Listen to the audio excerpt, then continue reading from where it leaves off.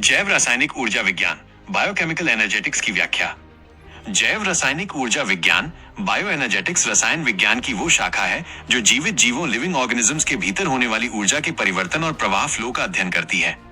इसे सरल शब्दों में ये अध्ययन है कि जीव ऊर्जा को कैसे प्राप्त करते हैं, उसका उपयोग कैसे करते हैं और उसे कैसे रूपांतरित करते हैं ताकि जैविक कार्य बायोलॉजिकल वर्क किए जा सके। मुख्य सिद्धांत मेन प्रिंसिपल्स। 1. ऊर्जा का मुख्य स्रोत।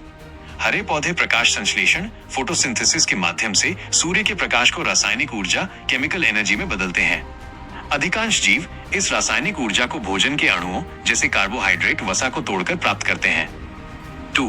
ऊर्जा की मुद्रा एनर्जी करेंसी।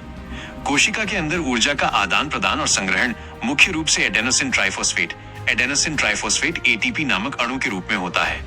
एटीपी को ऊर्जा की मुद्रा energy currency of the cell कहा जाता है।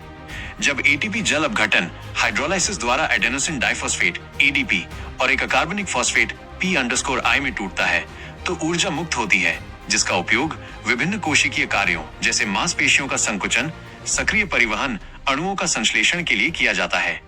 3. ऊष्मागतिकी के नियम लॉज ऑफ थर्मोडायनामिक्स का अनुप्रयोग।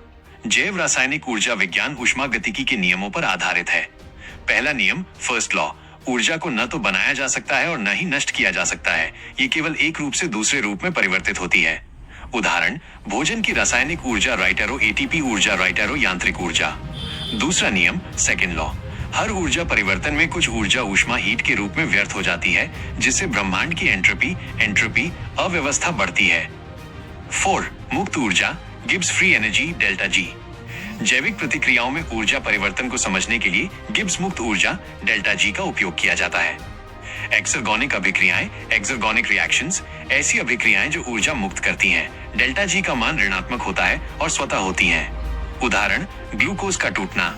एंडरगोनिक अभिक्रियाएं एंडरगोनिक रिएक्शंस ऐसी अभिक्रियाएं जिनमें ऊर्जा की आवश्यकता होती है। डेल्टा जी का मान धनात्मक होता है और ये स्वतः नहीं होती हैं। उदाहरण, प्रोटीन का संश्लेषण। कोशिकाएं आमतौर पर एक एक्सर्गोनिक अभिक्रिया जैसे एटीपी का टूटना को एक एंडरगोनिक अभिक्रिया के साथ जोड़ती हैं ताकि आवश्यक ऊर्जा प्रदान की जा सके। इसे युग्मन कपलिंग कहते हैं। जैव ऊर्जा के मार्ग बायो एनर्जेटिक पाथवेज। अपचय कैटाबोलिज्म, बड़े अणुओं को तोड़कर ऊर्जा मुक्त करने वाली प्रक्रियाएं जैसे श्वसन सेल्यूलर रेस्पिरेशन। उपचय एनाबोलिज्म, ऊर्जा का उपयोग करके जटिल अणुओं का संश्लेषण करने वाली प्रक्रियाएं। जैव रासायनिक ऊर्जा विज्ञान ये वर्णन करता है कि ये अपचय और उपचय प्रक्रियाएं कैसे होती हैं और जीवित रहने के लिए ऊर्जा के निरंतर आदान प्रदान को कैसे बनाए रखती हैं।